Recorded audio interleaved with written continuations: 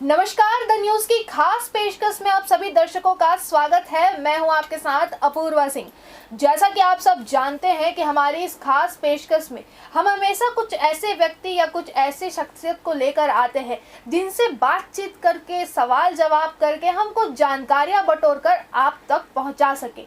उसी कड़ी में आज हमारे साथ एक ऐसे व्यक्ति मौजूद है जिनकी शुरुआत तो एक कबड्डी खिलाड़ी के तौर पर हुई, पर वो आज है सरपंच। तो किस तरीके से उनकी जिंदगी की शुरुआत हुई, क्या इनका पूरा सफर रहा, किन किन कठिनाइयों का सामना करना पड़ा, कैसे उनको इतनी हिम्मत है, उन सब के लिए हमारे साथ मौजूद है सरपंच छगनू राम साहू जी। सरपंच जी, आपका बहुत बहुत स्वागत है हमारे चैनल में। नमस्कार, सबको नमस्कार। सबसे पहले मैं आपसे जानना चाहूंगी, मैं जितना अगर दर्शकों को बताऊं उससे अच्छा वो आपके मुंह से आपसे जानना चाहेंगे, किस तरीके से जो है आपके इस पूरे सफर की शुरुआत हुई। सर्वप्रथम तो गांव में जब कबड्डी होता था, हम लोग बच्चे थे, छोटे थे, तो देख के लगता था कि गांव में हमारे आसपास के अपेक्षा हमारे गांव में कुछ ज़्यादा ही नाम रखा जाता था। तो देख करके लगता था कि हमको भी खेलना है, हमको भी ये इनाम मिलना था। छोटे से तो एक ललक रहती है कि हमको कुछ मिले करके। तो उस समय ये था कि हमको कुछ पाना है। उसके हमारे गाँव में लगभग 55-60 साल से बुजुर्ग लोग कबड्डी का मैच खेलते आ रहे हैं। वो देखते हुए हम लोग को, मेरे को प्रेरणा मिली। और मैं बचपन से ही 5वीं क्लास में था, तब से भले उस समय साधन तो नहीं था, तो ऐसी हम लोग ऐसी छोटा चड्डा पहन के, स्कूल ड्रेस पहन के हम लोग कबड्डी का मैच खेलते थे। और सब हम लोग का प्रयास रहा और हमारे गुरुजनों, हमारे गांव वाले का, सभी का आशीर्वाद रहा, जिससे हमें कबड्डी का सफ़र चालू हुआ। और 9वीं क्लास में मैं पहला नेशनल खेला था। फर्स्ट नेशनल में लगभग 14 साल का था, तो फर्स्ट नेशनल खेलने के लिए, ग्रामीण नेशनल खेलने के लिए मैं सबसे पहले भोपाल गया था। उसके बाद लगातार यह सिलसिला चलते रहा। लगातार 3 ग्रामीण नेशनल, 4 जूनियर नेशनल, 2 यूनिवर्सिटी और 1 सीनियर नेशनल, इतना मैं सब खेला हूँ। और स्टेट लेवल तो चलते रहता है, ये सब नेशनल लेवल की बात थी। जी बिल्कुल। आपके कबड्डी की सफ़र की अगर मैं बात करूं तो जैसा आपने बताया कि आप नेशनल लेवल के खिलाड़ी थे, स्टेट लेवल में आपने मतलब हमारे प्रदेश को जो है रिप्रेजेंट किया है। तो आगे इस सफ़र में आपको किन कठिनाइयों का सामना करना पड़ा, आखिर क्या हुआ ऐसा, मतलब क्या कठिनाइयाँ ऐसी आई कि कबड्डी छोड़ के आप राजनीति में आ गए। कबड्डी मैं सन 2000 से 2010 तक लगातार खेला। उसके बाद मेरे घर की परिस्थिति ऐसी भी नहीं थी, क्योंकि मेरे पिताजी थे वो हमाली का काम करते थे। मतलब उसके कारण ऐसा हुआ कि ये मेरे ऊपर मेरे बड़े भाई हैं, मेरे बड़े भाई जी हैं, वो थोड़े मतलब गूंगे बहन हैं, मतलब सुनते नहीं हैं, मूक बधिर हैं। तो पूरी जिम्मेदारी मेरे ऊपर आ गई। और उसके कारण मेरे को खेल में, चूँकि खेल से मैं उस समय कुछ नहीं मिल रहा था। अभी तो प्रो कबड्डी आने से पूरा सभी खिलाड़ियों को हमारे अच्छा प्लेटफॉर्म मिल गया। अभी जो खिलाड़ी खेल रहे हैं उन लोग को हर चीज़ में मिल चुका है, लेकिन हम लोग के समय वो नहीं था। सिर्फ खेलो और ज़्यादा क्या मिले, एक सर्टिफिकेट मिलता था। उस समय उतना महत्व भी नहीं था सर्टिफिकेट का। मेरे को खेल से, अगर खेल से बोला जाए कि क्या मिला है करके, तो खेल से मेरे को सिर्फ नाम मिला है। और उसी नाम के कारण मैं जो हूँ यहाँ पर हूँ। उसी नाम के चलते गांव वाले का सबका सहयोग भी मिला, आशीर्वाद। सबसे ज़्यादा मैं गांव वाले को बहुत बहुत धन्यवाद देता हूँ, जिनके कारण उन्होंने मुझे इस काबिल समझा कि अभी डेट में अभी हमारे गांव का मुखिया चुने हैं और काम चल रहा है गाँव का। बिल्कुल। चूँकि आप कबड्डी के प्लेयर रहे हैं, नेशनल लेवल तक गए हैं, तो कभी आपने सरकार से, उस वक्त जिसकी भी सरकार रही हो प्रदेश में, कभी सरकार से मदद के लिए आपने अपील नहीं की। अपील बहुत हुआ था। उस समय लता उसेंडी जी थे, हमारे खेल मंत्री थे। उस समय उनके पास, उनसे भी मुलाकात हुई। अजीत जोगी भी जी थे, उनसे भी मुलाकात हुई। लेकिन उस समय ऐसा कुछ नहीं हो पाया, चूँकि मेरा हाइट भी कम था। तो पुलिस में जो लगने का था चांसेस, वो नहीं था। मेरे साथ जितने भी थे लगभग प्राय सब पुलिस में लग गए, लेकिन चूँकि मेरा हाइट कम था करके मेरा नौकरी, मतलब पुलिस वाला नौकरी नहीं हो पाया। बाकी और दूसरे में मैं ITI भी किया। ITI में खेल से हट के घर में बोले कि अलग से थोड़ा करो। मैं 12th पास पढ़ने के बाद मैं ITI किया, मोटर मैकेनिक में ITI किया। मैं माना कैंप से पढ़ के पास किया, वहाँ 80% लेकर के टॉप भी गया था माना कैंप। फिर वहाँ से NMDC बैलाडीला है, वहाँ 2 साल ITI करने के बाद मैं बैलाडीला NMDC में 1 साल का ट्रेनिंग था। वहाँ 1 साल फिर ट्रेनिंग किया NMDC national mineral development corporation में।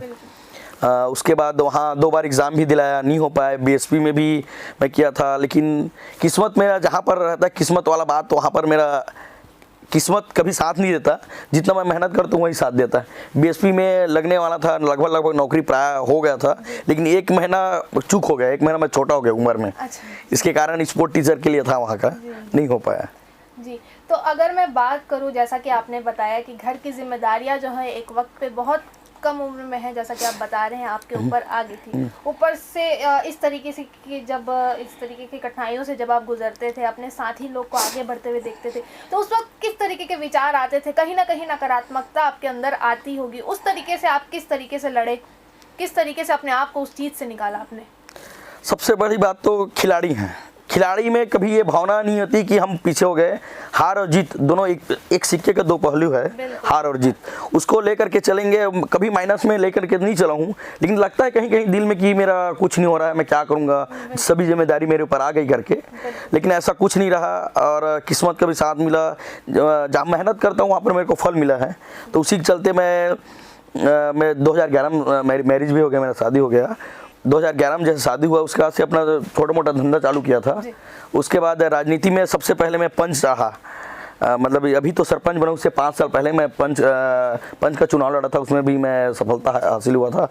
और अभी डेट में सरपंच का चुनाव अभी जो लास्ट में हुआ 2001 में, उसमें अभी सरपंच का मिला।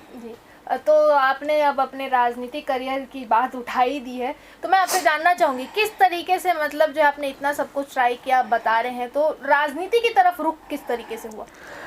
राजनीति ऐसा था कि बचपन से ही मैं जैसे खेल को देख करके जैसे रुचि हुआ था कि ऐसे करना करके। तो खेल से मेरे को सबसे दुख ये लगा था कि खेल के जैसे मेरे और दोस्त लोग खेल के आते थे, तो उन लोग को इतना सम्मान मिलता था, लेकिन मैं जैसे नेशनल खेल के आता था, लेकिन वो सम्मान नहीं मिलता था। तो मेरे को थोड़ा दुख लगता था कि देखिए जो एक नॉर्मल खेल के आ रहा है, जबकि मैं कैप्टन रह जाता था छत्तीसगढ़ से। जितना मैं जब भी गया हूँ बाहर, तो छत्तीसगढ़ की टीम का कैप्टन प्रतिनिधित्व किया हूँ, मैं कैप्टन बन के जाता था, तभी उतना महत्व नहीं मिला। तो मैं वह चाहता था कि जब मैं बनूँ तो मेरे गाँव में बच्चे लोग खेले, तो उन लोग को यह सुविधा नहीं होनी चाहिए, और उन लोग को जितना हो सके जो ऊपर से जो सहयोग मिलता है। कहीं कहीं पर मेरा इंडिया कैंप के लिए होते होते चूक हो गई, उसका कोई कारण है, कारण को नहीं बोल सकते, वो किस्मत ही समझो। लेकिन इंडिया कैंप के लिए चूंकि मैं उस समय बहुत मतलब हर बार स्टेट लेवल में मेरे को best player of the tournament का लगभग खिताब मिलता था, स्टेट लेवल का। लगातार 4 साल से खेले थे उस समय, 2000 से 2004 लगभग 4 तक। तो उस समय भी हमको सुविधा नहीं मिल पाई, उसका खेद रहता है कभी कभी, क्योंकि उतना मेहनत करने के बाद कोई मेहनत करो, उसके बाद जो फल हासिल नहीं होता तो कहीं पर मन में खटास रहता है। लेकिन उसको खटास को अगर ध्यान में रखेंगे तो कभी आगे बढ़ पाएंगे ना। तो जो बीती ताही बिसार दे आगे की सुध ले, मतलब जो बीत गया उसको छोड़ के आगे के बारे में सोचना है, तभी आगे बढ़ सकता है आदमी। बिल्कुल, आपकी इस बात से तो मैं पूरी तरीके से सहमत हूँ कि अगर हम अपने बीते हुए कल को भूलेंगे, बीते हुए कल से सीखेंगे, अपनी गलतियों से सीखेंगे, तभी हम अपने आगे के जीवन को जो है सिक्योर बना सकते हैं, अपने भविष्य को एक चमकता हुआ भविष्य बना सकते हैं। अगर मैं घर परिवार वालों की बात करूँ तो माता पिता से आपको कितना सहयोग मिला, किस तरीके का सहयोग मिला? चूँकि जैसे मैं बताया कि मेरे पिताजी हमाली का काम करते थे, लेकिन मेरे को उनके मतलब सहयोग से ऐसा कभी नहीं लगा कि मेरे घर में कोई कमी है, ऐसा कभी नहीं लगा। लेकिन मेरे को एहसास रहता था कि वो कहाँ से ला करके दे रहे हैं, कहाँ से क्या, कुछ भी चीज़ जैसे मेरे को ये चीज़ चाहिए तो कभी नहीं करके नहीं बोलते, लेकिन हमको खुद पता कि हमारे घर की परिस्थिति क्या है। तो परिस्थिति को देख करके हम तो ऐसा मांग तो नहीं कर सकते थे ना, लेकिन कहीं कहीं रहता था कि हमारा भी ऐसा कुछ रहता है। तो ऐसा कुछ नहीं मिला मेरे घर में। राजनीति में अभी तक तो कोई नहीं है, ना मेरे पिताजी ना मेरे चाचा जी का अच्छा सहयोग मिलता था, वो नौकरी में थे, तो कभी कभी अच्छा सहयोग करते थे वो। कभी कभी वो अधिकतर बाहर रहते थे, तभी कभी ऐसा ज़रूरत पड़ता था तो बोलते थे, उनसे सहयोग मिलता था और ठीक रहा सब। अगर मैं आज के युवाओं की बात करूं या आज के बच्चों की बात करूं, तो मानसिकता कहीं ना कहीं बहुत ज़्यादा बदल चुकी है। तो कितना ज़रूरी होता है अपने घर की स्थिति को समझना, अपने माँ बाप की परिस्थिति को समझना? हाँ, ये बात तो सही बोले। अभी के युवाओं में तो जोश ज़्यादा है, होश कम है। जहाँ तक देखा जाए, आप देखे होंगे हम लोग जब खेल कूद में आगे बढ़े। कुछ परिस्थिति कुछ नहीं थी, हमारे को कोई साधन नहीं था, लेकिन साधन ना होते हुए साधन की व्यवस्था कैसे करना है और कम साधन में कैसे अपने आप को ढालना है, ये सब सीखे थे। अभी डेट में आदमी के पास जो बोलते हैं सिर्फ मोबाइल के कारण ऐसा हो गया कि आदमी जो शारीरिक क्षमता है वो कम हो गया समझो। नहीं तो आदमी गांव में, खासकर गांव में ऐसा है कि कोई आदमी खाली नहीं रहता था, दिन भर कुछ ना कुछ काम गांव में हो। मतलब आप शनिवार संडे छुट्टी मिलता था स्कूल से, लेकिन शनिवार संडे को काम पहले से रहता था कि ये संडे को ये काम करना है, ये संडे को ये काम करना है, ऐसे गाँव पहले रहता था। लेकिन अभी नहीं रहा। अभी डेट में सब लोग मोबाइल देख के उसी के चल रहा है, मोबाइल पबजी। तो उसके बाद ये भी उसकी कमी उन लोग को महसूस नहीं हुई, तो उन लोग इनकी जो उपयोगिता है वो समझ नहीं पा रहे हैं आजकल के परिस्थिति। चूँकि आप खिलाड़ी रह चुके हैं, कबड्डी के खिलाड़ी रह चुके हैं, तो मैं आपसे जानना चाहूँगी कि सिर्फ कबड्डी खिलाड़ी की बात नहीं, आप एक स्पोर्ट्स पर्सन है, तो मैं आपसे जानना चाहूँगी कितना ज़रूरी रहता है कि इंसान जो है वो कसरत करे, मेहनत करे, अपनी खान पान का ध्यान रखे। देखिए अभी डेट में जैसा खान पान बोला जाए तो आजकल हर चीज़ रासायनिक हो चुका है ना।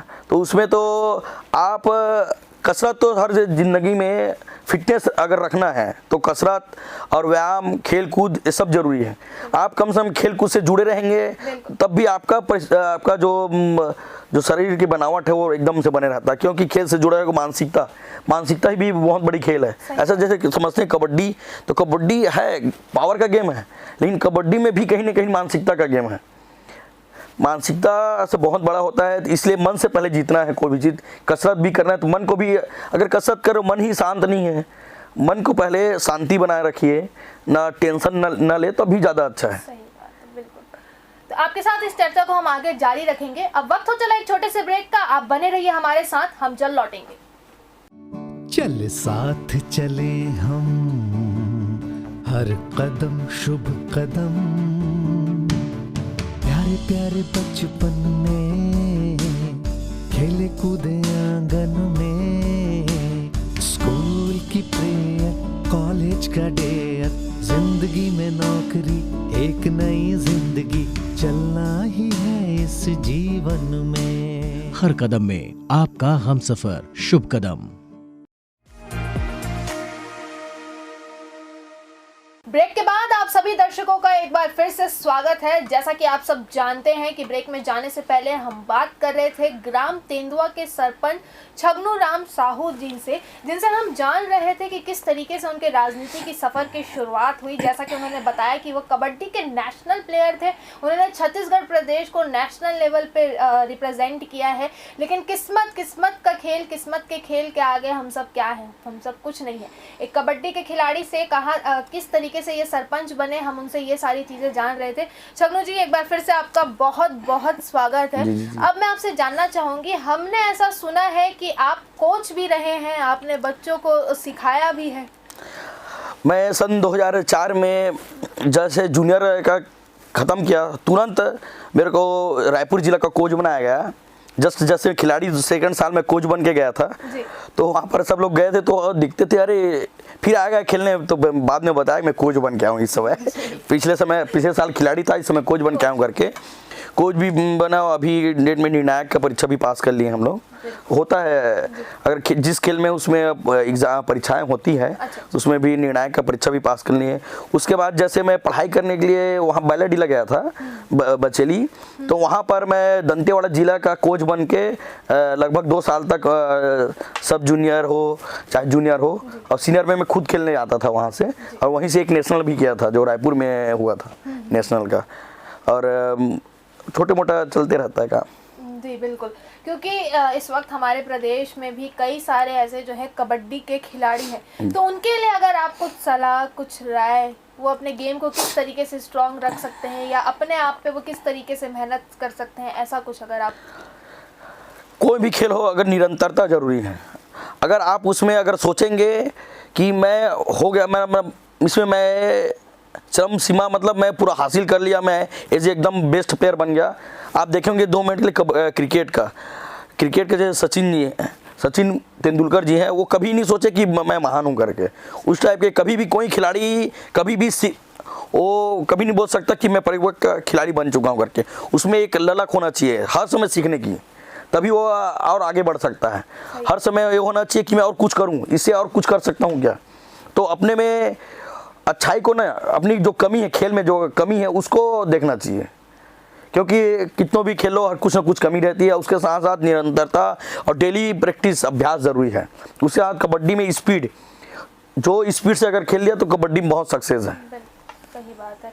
अब अगर मैं आपके वर्तमान में आपकी राजनीति, आपके सरपंच के पद पे अगर मैं आती हूँ, तो चूँकि आप ग्रामीण क्षेत्र से हैं, ग्राम में है आपका, तो किस तरीके से है, मतलब विकास कार्यों की अगर मैं बात करूँ तो गांव के विकास के लिए या ग्राम क्षेत्र के विकास के लिए किस तरीके से जो है आप कार्य करते हैं? किन किन मुद्दों पर है जो आप का अपना एक, हर एक नेता का होता है कि हाँ हमको इस मुद्दों पे काम करना है, ऐसे करना है, तो आप बेसिकली जो है अपने गांव वासियों के किन किन मुद्दों पे हैं जो कार्य करना पसंद करते हैं? जहाँ तक बोला जाए, मेरा ग्राम तेंदुआ जो है, मैं गांव के बारे में बता दूं, जब भी मैं बाहर रहता था, बलैया डीले जैसे मैं रहा हूं, तो सबको याद आती है अपने घर का। कहीं भी जाएंगे तब घर की याद आती है, लेकिन वो घर का याद नहीं आता था मेरे को। जब मैं बचली में रहता था तो मैं घर का नहीं, मेरे को गांव का याद आता था। वहाँ भी मैं था तो मेरे को गांव का याद आता था। मैं कभी ऐसे नहीं लगा कि घर का याद आए, तो उसी समय मैं गांव के बारे में ही सोचता था। लेकिन एजीटी क्या होता है, एक पहले नौकरी लग जाए, नौकरी नहीं लगा तो मैं सीधा मैं, अब नौकरी नहीं लगा तो मैं राजनीति को मैं चॉइस किया और सबका सहयोग भी मिला, जिससे मैं राजनीति में आ गया और चल रहा है। और गांव की जहाँ विकास की बात आप बोल रहे हैं, सबसे पहले हमारे गांव में थोड़ा समस्या थी पानी की, जो हमारे पूर्व सरपंच जी थे, उन्हें व्यवस्था करके चले गए थे। लेकिन कुछ था जिसको वो काम शुरुआत करके गए थे, जिसको अंतिम रूप देना था। तो अभी डेट में सभी का सहयोग मिला, गांव वाले का और हमारे पंच लोग का भी बहुत अच्छा सहयोग रहा हमारे साथ, उप सरपंच जी का भी बहुत अच्छा सहयोग रहा, जिसके कारण अभी डेट में गांव में जो पानी का समस्या था वो हल हो चुका है प्राय। अब देखते हैं, गर्मी इस बार तो भीषण गर्मी है समझो, क्योंकि वाटर लेवल बहुत डाउन होते जा रहा है, बाकी बात की बात है। अब उसके बाद स्ट्रीट लाइट, हमारे गाँव में अभी तक स्ट्रीट लाइट नहीं लगा था, तो स्ट्रीट लाइट की शुरुआत हो चुकी है लगने का, और हो सकता है एक आध 2 महीने में आराम से स्ट्रीट लाइट सभी तरफ व्यवस्था हो जाएगी। जहाँ तक गांव में मार्केट भी लगना था, तो 2 सप्ताह में 2 बार मार्केट लगना चालू हो गया है। और जहाँ तक गांव में गली में जो छोटा मोटा मरम्मत था वो भी चालू हो चुका है। अब ग्राम पंचायत की रख रखाव की बात है, वो भी अच्छे सुचारू ढंग से अभी चालू है काम। अभी काम बहुत करना है गांव के विकास के लिए, हमेशा गांव के बारे में सोचना है। बिल्कुल। अगर मैं बात करूं किसी नेता के जीवन में के लिए, तो जनता का सहयोग कितना मायने रखता है, या जनता का विश्वास? क्योंकि आप राजनीति से जुड़े हैं तो आप मुझसे बेहतर आप जानते होंगे कि एक नेता को लेके जो है जनता के बीच में यही रहता है कि हाँ चलो वोट मांगने आ गए हैं, फिर गायब हो जाएंगे। तो कितना मुश्किल होता है और कितना ज़रूरी भी है जनता का विश्वास और जनता का साथ? जनता का जब तक साथ नहीं मिलेगा तो कुछ तो कर नहीं सकते हैं। तो सबसे पहले तो जनता का साथ चाहिए। और विश्वास की बात है तो अपने काम से उनका विश्वास जीतना है। नहीं तो ऐसा है कि जो काम करोगे आपको अड़चने आएगी। जब तक जो कोई भी काम में अड़चने नहीं आएगी तो कोई भी काम का उतना महत्व नहीं, आप महत्व नहीं समझेंगे। कोई भी काम करते हुए जब अड़चने आती तभी उस काम का महत्व रहता है। तो मैं जैसे पंचायत में थोड़ा बहुत जो अड़चने आती है उसको पॉजिटिव लेके सोचता हूँ मैं, कि अड़चने आ रही मतलब हमारा काम अच्छा हो रहा है। क्योंकि कोई अगर बार बार उसमें कुछ बोल रहा है, मतलब ऐसा है, निंदक नहीं रे राखी आंगन कुटी छवाए, बिन पानी साबुन पीने निर्मल कहे सुहा है। मतलब जब तक अपनी निंदा करने वाला आसपास में रहेंगे ना, तब आप सही ढंग से चल सकते हो। नहीं तो ऐसा हो जाएगा कि हमको कोई देखने वाला नहीं है करके हम गलत राह में चलना चालू कर देंगे। तो इसलिए हम नहीं समझते कोई अपोजिट पक्ष है या कोई अलग है करके, हम सबका गाँव के विकास में सहयोग कर रहे हैं, इस टाइप का सोचते हैं। और गांव में सबका सहयोग भी रहता है, चाहे अपोजिट पक्ष लो चाहे अपने पक्ष का। मेरे गुरुजों ने जैसे मैं अपने शिक्षक के बारे में बता दूं, 1ली से लेकर 5वीं तक मैं अपने गांव में पढ़ा हूं। गांव 5वीं तक स्कूल था उस समय। हमारे गांव में 1902 का स्कूल है, बहुत पुराना स्कूल है। वहाँ के बाद में पास में गुमा गाँव है, वहाँ 6वीं से लेकर 8वीं तक पढ़ा हूँ। और 9वीं 10वीं मैं अपने गांव में प्राइवेट स्कूल था, आदर्श स्कूल करके, वहीं पढ़ा हूँ मैं। वहीं से मेरा खेल का जो शुरुआत हुई थी वहीं से हुआ था। उसके बाद 11वीं 12वीं में हीरापुर में स्कूल था, वहाँ पढ़ा था जी। जी, अगर मैं राजनीति की बात करूं तो राजनीति में क्या आपको क्या कमियां नज़र आती है, या आज की राजनीति मतलब किस तरफ जा रही हो? पहले की राजनीति या अभी की राजनीति में बात करें तो काफ़ी फ़र्क आया है, समय के साथ सारी चीज़ों में बदलाव आया है, तो कहीं ना कहीं राजनीति में भी बदलाव आया है। तो आपके हिसाब से अभी की राजनीति में क्या कमियाँ हैं, क्या बदलाव होने चाहिए? अब अभी बदलाव में क्या बताऊं मैं, जैसे जनता को जो मांग है, रोटी जैसे 2 मिनट के लिए बोला जाए, हर जहाँ भी जाओगे पीएम आवास योजना के तहत लगे रहते हैं सब, पेंशन, तो ये सिस्टम है ऐसा बन चुका है पहले से ही, जिसका हम भरपाई नहीं कर पा रहे हैं।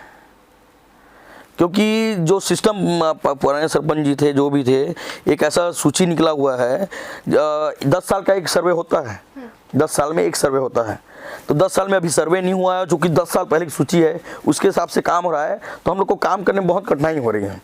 अब अभी जो सूची अभी होगा, पहले 10 साल पहले जो लोग गरीब थे उनको उठाने के लिए सरकार मदद की थी, 10 साल पहले उनका जो पोजीशन था अभी तो उठ चुका है ना, अभी भी, लेकिन हम उसी सर्वे में चल रहे हैं।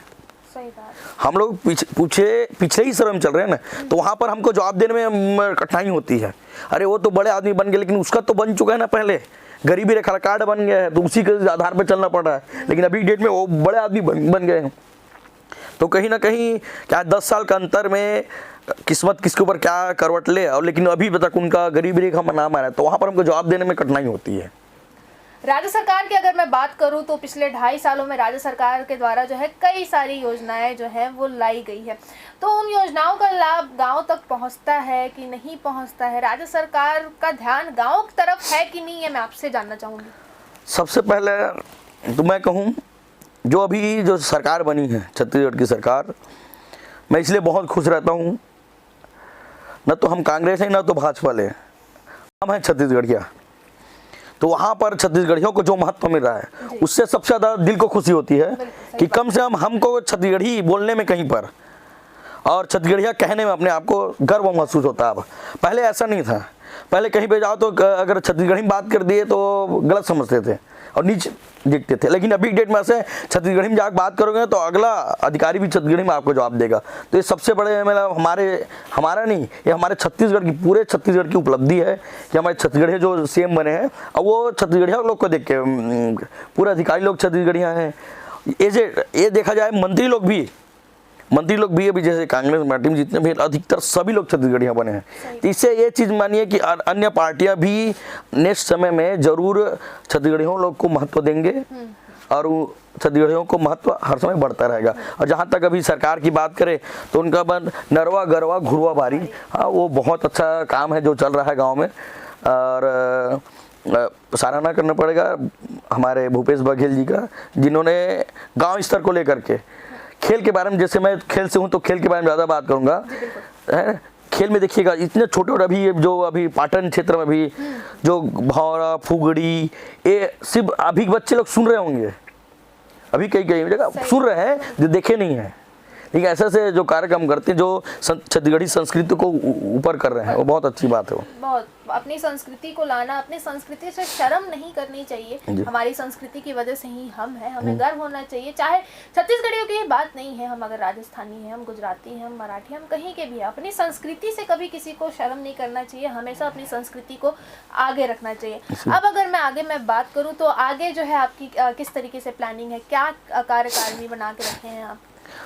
गांव में जैसे मैं बताया, जो भी सबसे पहले जो गांव की आवश्यकता है, कई मूलभूत आवश्यकता है, जैसे 2 मिनट के लिए हमारे गांव में कई रोड बनानी है, कांक्रीटीकरण नहीं हुआ है, बाजार की व्यवस्था है, तालाब का सौंदर्यीकरण है, अपने शमशान घाट है, अपना उसका मरम्मत है, उसका बाउंड्री वाल करना है, स्कूल का सौंदर्यीकरण है।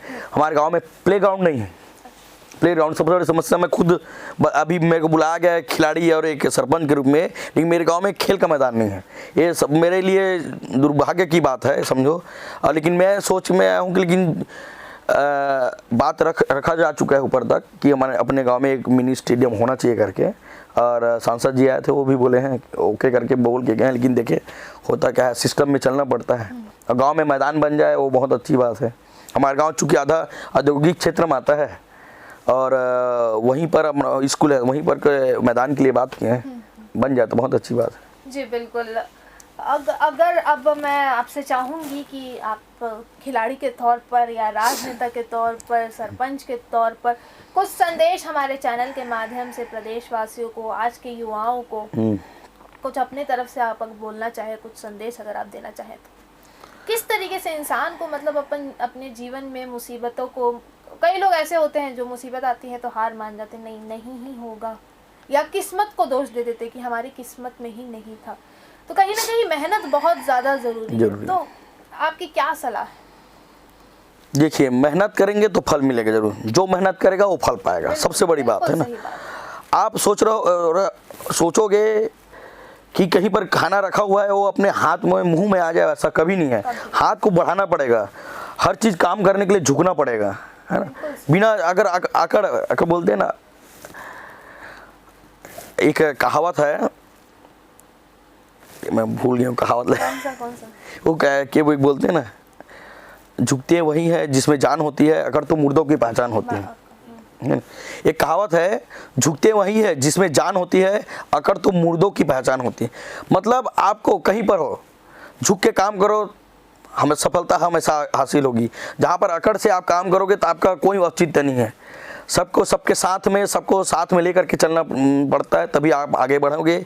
और साथ साथ अपने गुरुजनों, अपने माता पिता, अपने आसपास के जो सभी बुजुर्ग लोग हैं, उनका सबका सम्मान करना चाहिए। उन्हीं का आशीर्वाद मिलता है जिससे आप आगे बढ़ेंगे। जी बिल्कुल, बहुत बहुत धन्यवाद आपका छगनू राम साहू जी हमारे साथ बनने के लिए। तो जैसा कि आप सब शुरुआत से देख रहे थे कि हमारे साथ हमारे इस खास पेशकश में आज मौजूद थे ग्राम तेंदुआ के सरपंच छगनू राम साहू जी, जिनसे हमने जाना उनके जीवन के बारे में कि आखिर किस तरीके से जो है वो एक कबड्डी के नेशनल प्लेयर थे, कबड्डी खेलते खेलते किस तरीके से वो जो आज सरपंच बने हैं, एक पूरे गांव का सहयोग उनके साथ है, एक पूरे गांव का विकास उनके हाथ पे है, किस तरीके से जो है वो अब जोरों शोरों से जो है गांव के विकास में लगे हुए हैं। आप यूं ही बने रहिए हमारे साथ, आगे के अपडेट्स के लिए देखते रहिए द न्यूज़।